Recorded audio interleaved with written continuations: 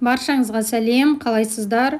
Бүгін сіздермен малинадан жасалатын варенье рецептімен бөлісетін боламын. Барлықтарыңыз білетін боларсыздар бұл тосаптың жасалу жолын, бірақ мен сонда да өзімдікімен бөлісуді жөн көрдім. Осындай қою да емес, сұйық та емес, түсі анық, өз түсін сақтаған күйінде болады. Ең витаминге бай жидектердің бірі осы малина болып табылады. Сондықтан бұл варенье көпшіліктің сүйіп жейтін тосабы. Алдымен каналыма тіркеліп, қоңыраушаны басып қойыңыз. Банкаға жауып қолдансаңыз да болады.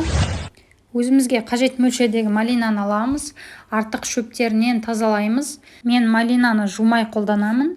Үстінен бірден өзімізге қажет мөлшердегі қантты қосамыз. Осылай тосаптың кез келген түрін эмальданған ыдыста қайнатқан абзал.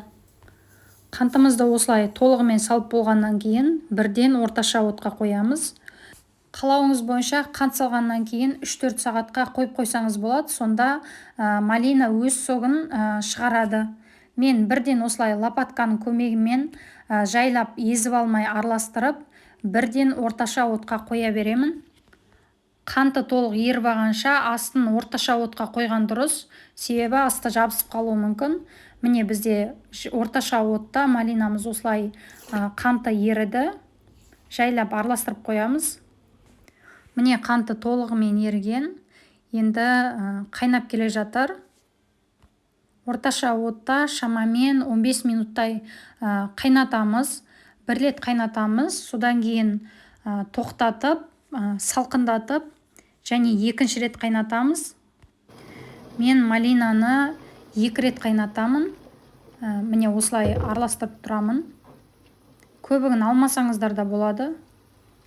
Осы малинамыз 15-20 минут қайнап дайындалып жатқан кезде барлық банкаларымызды, оның қақпақтарын стерилдеп, жуып, шайып дайындап аламыз.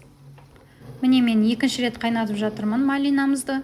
Екінші рет қайнатқанда да баяу отта 15 минуттай қайнатамыз, одан көп емес. Одан көп қайнатсаңыз малина түсін жоғалтады. Барлық жері бірдей қайнау үшін осылай арасында араластырып қоямыз. Дайын банкаларымызға бірден суытпай малинаны ыстық күйінде құямыз. Бұл варенье мен суық күндері шай ішкен күшті, сондықтан міндетті түрде сіздер де жасап алыңыздар. Ескерте кетейін, қанттың өлшемі малинаның қышқылдығына, тәттілігіне де байланысты, соған қарап саласыздар. Жалпы мен кез келген тосаптарға осындай аз мөлшердегі банкаларды қолданамын. Сіздерге де кеңес беремін, пайдалануға өте ыңғайлы. Осылай барлық вареньемізді ыстық беті барлық банкаларымызға құйып аламыз.